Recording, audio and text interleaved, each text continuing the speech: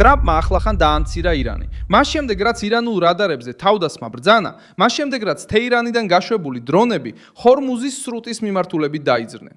ამ შაბათს 2026 წლის 6 ივნისს აშშ-ში ცენტრალურმა სარდლობამ განაცხადა, რომ ჩამოაგდო ირანის 4 საბრძოლო დრონი და შემდეგ დაარტყა სანაპირო სადამკვირვებლო ობიექტებს გურუქში და კაშინის კუნძულზე.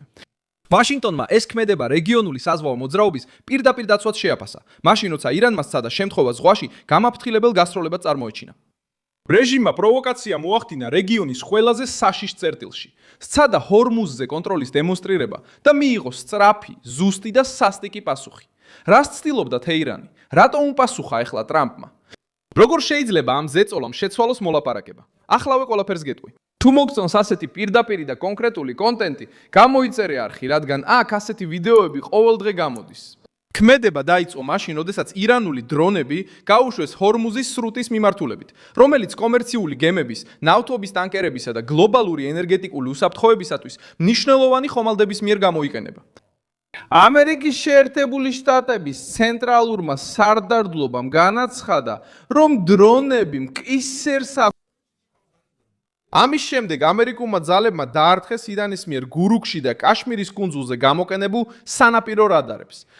ფაქტობრივად დონალდ ტრამპმა არ დაელოდა, რომ რეჟიმი პროვოკაციას ტრაგედიად გადააქცევდა.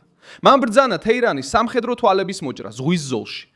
ირანს სურდა შეექმნა შთაბეჭდილება, რომ ჯერ კიდევ შეუძლია ომის ტემპის კონტროლი.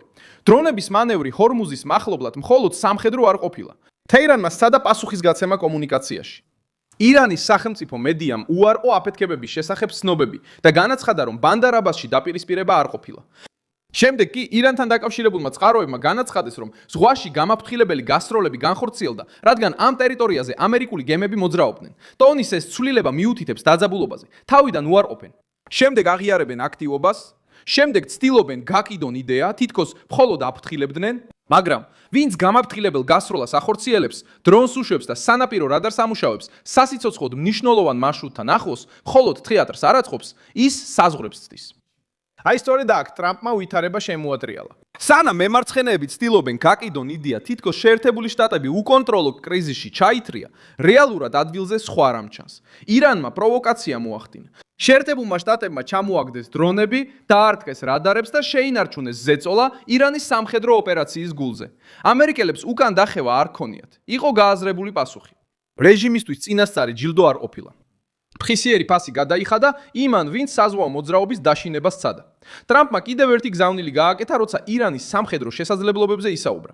მან თქვა, რომ დრონების ქარხნების, გაშვების პლატფორმებისა და რაკეტების წარმოების ზონების უმეტესობა უკვე დაზიანებულია, მაგრამ აღიარა, რომ თეირანს ჯერ კიდევ აქვს თავისი რაკეტებისა და დრონების ნაწილი.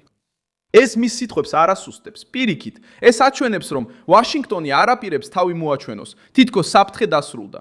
თეთრი სახლი იცის, რომ ირანს ჯერ კიდევ აქვს უნარი დააზიანოს, გამოიწვიოს და მოლაპარაკება აწარმოოს მუქარის ფონზე. ამიტომ ზეწოლა გრძელდება. დონალდ ტრამპმა არ თქვა, რომ ირანი აღარ წარმოადგენს არანაირ საფრთხეს.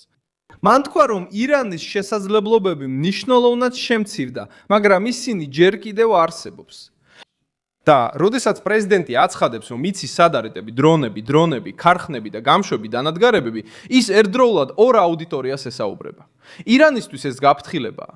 შეერთებული შტატების მოკავშირეებისთვის ეს ნიშანია, რომ ამერიკული დაზვერვა კვლავ აკვირდება სამიზნეს.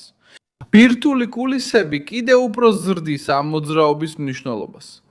სტივ ვიტკოფი და ჯარედ კუშნერი ტენესის შტატის ოგრიჩში ჩავიდნენ, რათა ესაუბრათ სპეციალისტებთან, რომლებიც შესაძლოა მონაწილეობდნენ ირანთან ბირთვულ მოლაპარაკებებში. ტრამპი უბრალოდ არ ისურის და შემდეგ ფიქრობს. მისი გუნდი ამზადებს ტექნიკურ მხარეს, სწავლობს ურანის გამდიდრებას, მონიტორინგს, მომავალ შეზღუდვებს და ბირთვული მასალის უტილიზაციას. სანამ სამხედროები ჰორმუზს აკონტროლებენ, მოლაპარაკეები სწავლობენ, როგორ არ მისცენ თეირანს საშუალება საუბარი გაჭიანურდეს. ირანი ცდილობს 24 მილიარდი დოლარის გაკინული აქტივები მოლაპარაკების ცენტრში დააკენოს. რეჟიმი ამბობს, რომ ეს ფული ნდობის ნიშნად უნდა გათავისუფლდეს, მაგრამ ეს უფრო შანტაჟს გავს. თეირანი უშვებს დრონებს, ემუქრება საზღვაო მარშრუტს, მხარს უჭერს მოკავშირე ჯგუფებს რეგიონში და მაინც მოითხოვს ფულს, სანამ რეალურ დათმობებზე წავა. ტრამპს ასეთ შებრუნებულ ლოგიკას არ შეუძლია მიიღოს. მილიარდების გათავისუფლება კონკრეტული გარანტიების გარეშე ნიშნავს ფინანსური ჟანგბადის მიცემას რეჟიმისთვის, რომელიც კრიზისს სპორტს პოლიტიკურ ვალუტად იყენებს. გაყინულ რესურსებზე ზეწოლა აჩვენებს, რატომ არის ირანი ნერვიულ მდგომარეობაში. რეჟიმს ფული სჭირდება, ნავთობის გაყიდვა სჭირდება, ექსპორტისთვის გზის გახსნა სჭირდება და სჭირდება, რომ ამოსუნთქვის საშუალება გქონდეს. საკუთარი მოსახლეობის წინაშე დამარცხებულად არ უნდა გამოჩნდეს.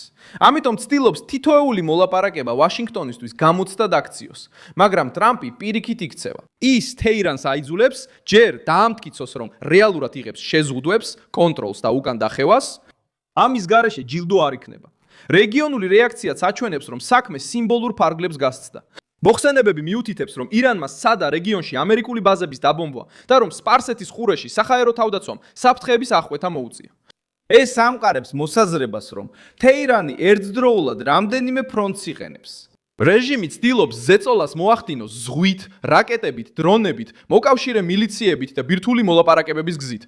დონალდ ტრამპი პასუხობს იგივე სრული ზეწოლის ლოგიკით. სამხედრო ძალით, ბლოკადით, ტექნიკური მოლაპარაკებებით და ფულის გადაცემაზე უარით გარანტიების გარეშე. ჰეზბოლა ამ სცენარში ირანის მექანიზმის კიდევ ერთი რგოლია. თეირანი აგრძელებს ჯგუფის მხარდაჭერას და ცდილობს ლიბანში მიმდინარე კონფლიქტი გამოიხენოს როგორც ბარათი ვაშინგტონთან მოლაპარაკებებში. ეს არის რეჟიმის ძველი ტაქტიკა. როცა ერთ ფრონტზე პოზიციებს კარგავს, მეორეს ამოქმედებს. როცა პირდაპირ ზეწოლას განიცდის, რეგიონულ ცეცხლის შეწყვეტაზე საუბრობს. როცა ფულს სჭირდება სანქციებს, ნავთობს, ჰორმუზის სრუტეს და შეიარაღებულ მოკავშირეებს ერთ პაკეტში აერთიანებს. მიზანი არის შეერთებული შტატების დაღლა და ირანისთვის ხელსაყრელი გამოსავლის იძულება. დონალდ ტრამპი სწორედ ამის შეჩერებას ცდილობს. ჰორმუზში გაცემული პასუხი იმის საჩვენებლად იყო, რომ მოლაპარაკება სიმართლის გარეშე არ იქნება. რეჟიმი შეიძლება ცდილობდეს სიამაყისა და წინააღმდეგობის გაკიდვას, მაგრამ რეალობა ისაა, რომ ყოველი პროვოკაცია სამხედრო სტრუქტურას, რადარს, დრონს, მარშრუტს და მანევრის შესაძლებლობას აკარგვინებს.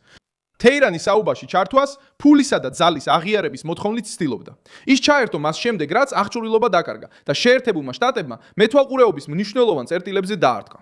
ყველაზე ძლიერი შედარება წითელ ზღვაშია, სადაც გემებზე თავდასხმებმა აჩვენა თუ როგორ შეუძლიათ ირანთან დაკავშირებულ ჯგუფებს კომერციული მარშრუტები პოლიტიკური ზეწოლის ველად გადააქციონ. როდესაც დრონები და რაკეტები საზღვაო მოძრაობას უმიზნებენ, ხარჯი ბევრ ადამიანს აწვება. კომპანიებს, მომხმარებლებს, ენერგიას, საკვებსა და ტრანსპორტს. ტრამპა იცის, რომ იგივე მეთოდი ჰორმუზში კიდევ უფრო საშიში იქნებოდა. ამიტომ პასუხი მანამდე მოვიდა, სანამ დაშინება რუტინად იქცეოდა. მე ვარ მილსონ ალვესი, საერთაშორისო ურთიერთობების სპეციალისტი. ჩემი მიზანია ყოველდღე სიმართლით კარგად ინფორმირებული იყო. სიახლეების მულები ვიდეოს აღწერაშია. მოიწონე ეს ვიდეო, გამოიწერე არხი და ბოლოს გადახედე კომენტარებს, რომ კიდევ უფრო მეტად ჩაერთო ვილსონ ალვესის კომუნიტეტში.